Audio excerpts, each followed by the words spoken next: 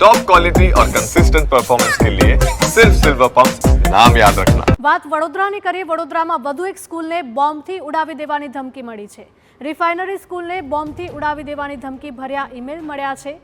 Bomb squad અને SOG સહિતની તપાસ એજન્સીઓ દ્વારા સતત તપાસ કરવામાં આવી રહી છે। સર્ચ ઓપરેશન કરવામાં આવી રહ્યું છે।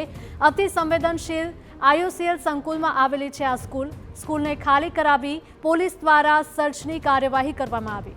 વહેલી સવારે શાળાને ઈમેલ કરીને બોમ્બ હોવાની ધમકી આપવામાં આવી।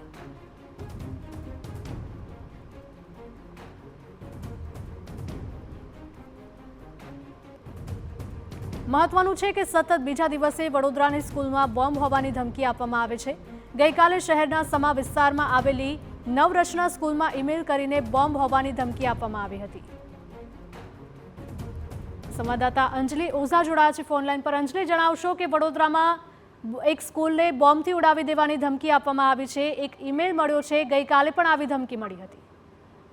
બિલકુલ હિરલ, જેવી રીતે વાત કરી કે ગઈકાલે જે મેઇલ મળ્યો હતો એ શાળાને 4 મહિના અગાઉ પણ મેળ મળેલો હતો અને મેઇલમાં પાઇપલાઇનમાં બોમ્બ હોવાની ધમકી આપવામાં આવી હતી। જોકે ગઈકાલે બપોરે 2 વાગ્યા સુધીમાં આ બોમ્બ બ્લાસ્ટ થશે તે પ્રકારની ધમકી ઈમેલમાં કરવામાં આવી હતી। શાળાના પ્રિન્સિપલને મેઇલ કરવામાં આવ્યો હતો।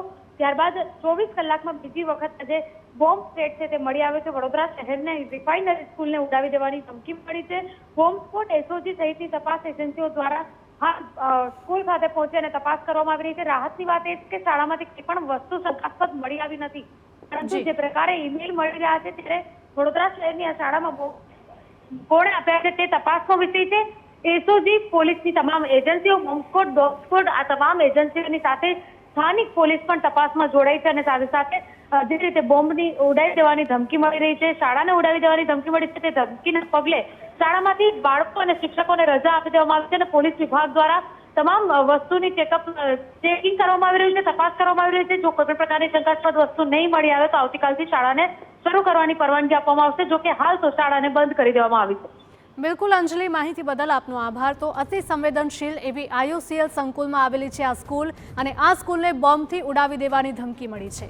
સ્કૂલને ખાલી કરાવીને પોલીસ દ્વારા સતત સર્ચ ઓપરેશન કરવામાં આવી રહ્યું છે। સતત બીજા દિવસે સ્કૂલને બોમ્બ હોવાની ધમકી મળી છે। તો વડોદરામાં વધુ એક સ્કૂલને બોમ્બથી ઉડાવી દેવાની ધમકી ભર્યો ઈમેલ મળતા ચકચાર।